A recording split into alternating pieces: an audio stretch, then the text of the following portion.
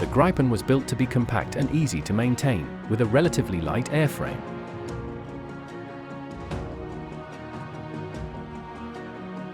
Uses a Volvo RM12 engine in early variants, a derivative of the GEF-04.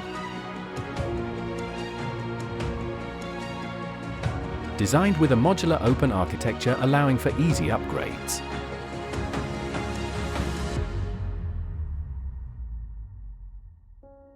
Designed to be significantly cheaper to maintain than NATO fighters like the Eurofighter or F-16. Designed to operate from remote road bases in Sweden, requiring only 800 meters of runway. Can be refueled and rearmed by a small team of conscripts in less than 10 minutes.